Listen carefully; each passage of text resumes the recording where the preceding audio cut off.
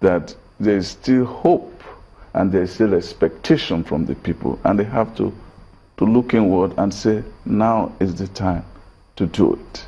I mean, because one of the sectors we tried to highlight in passing before you came on set is the aviation sector. I mean, you lived abroad, you taught in the United States. You must have seen how sometimes even in the poorest of visibility and weather conditions, planes do land. Yes. And now we're getting to hear operators say we don't even have these navigational aids. One would have thought that after 2015, this is 2017, very soon it's 2 years. Exactly. We still go to the Port Harcourt airport where we go to do programs, and we travel around in Nigeria, and we've seen how badly that airport is. It's like a makeshift, like a shed. It's like a shed. It's like it's a shed. And, that's what it is. And till this moment, 2017, is still in that state.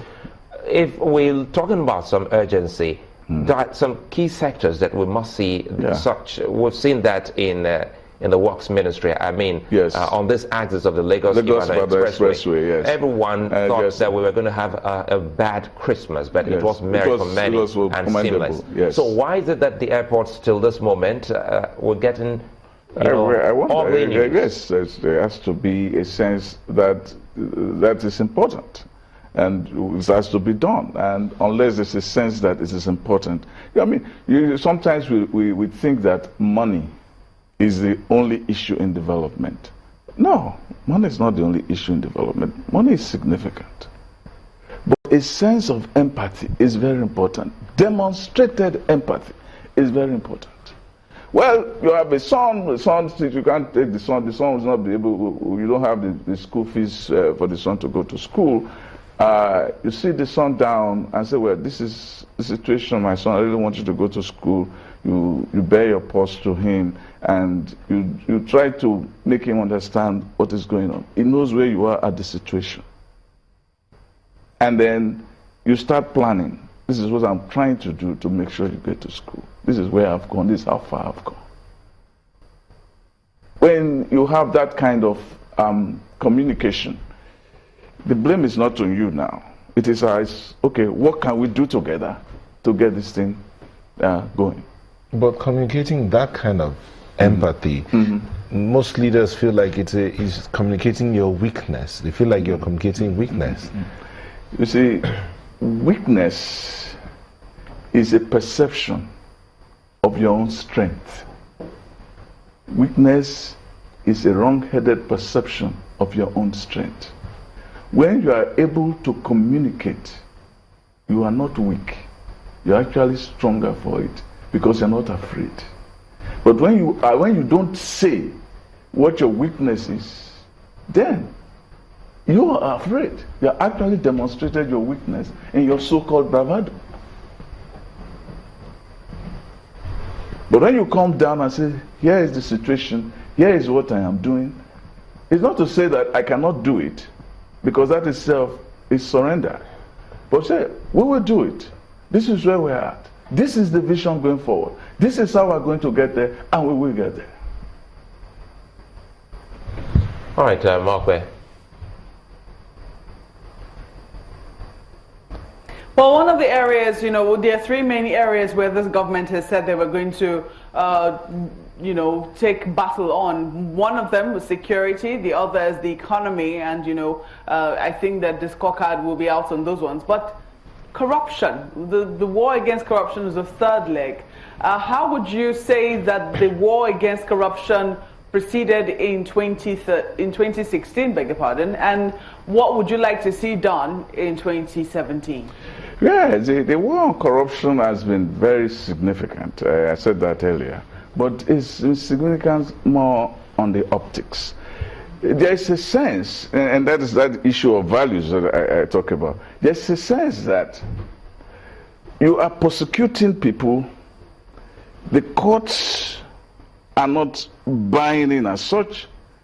Even the lawyers, the sons, are not even buying in. It's a situation where the sons don't want to become part of these are supposed to be the role models.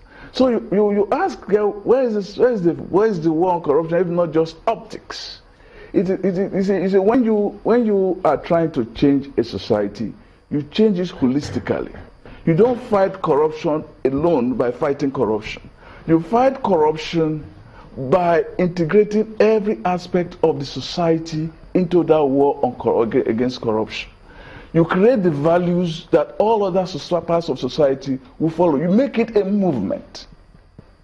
In the US, you had what they call the progressive era at the turn of the 20th century. They called it progressive era. It was a situation where everybody, every sector in society discovered that, you know, our society is getting rotten. We have to do something about it. The journalist will do his part. The lawyer will do his part. The shoemaker will do his part. Everybody became part of it. And Theodore Roosevelt was sitting on top of this movement because he was even a member of that progressive era. And he worked with all of them, and they started dealing with all the big corporations, all the dirty companies, and all the rotten politicians. They became pariahs. That is how you dust it. You don't just fight corruption by making it just the duty of the EFCC. Let's close on this. Now you Yes. have mentioned the EFCC. A few have been mentioned in 2016. Yes. Some have labeled them men around the president or Yes. men of the president's Yes, men. yes. What are your expectations on those matters this year? Yes. For instance, the president, that's part of the contradiction. The president says he wants Magu to be confirmed. And then we discover that even within his own cabinet, there are people, within his own system, there are people who don't want him. And they are the ones, when the DSS comes out with a report that tends to indict Magu, and the DSS director reports to the president, how did it happen that the president's chief security man, he has this contradictory report about the man you are putting there to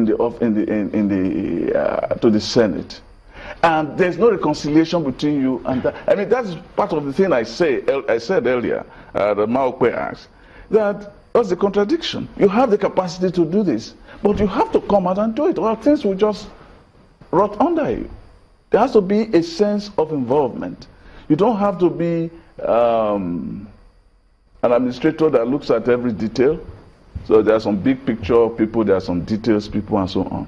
But there are a level of contact and information that you must get, and engagement you must have with your team in order for it to go on.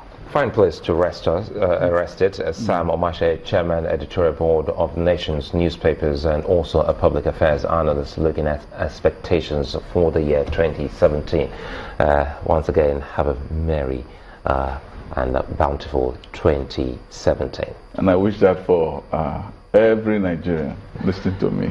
All right, we'll take a moment. We'll return shortly. Stay with us.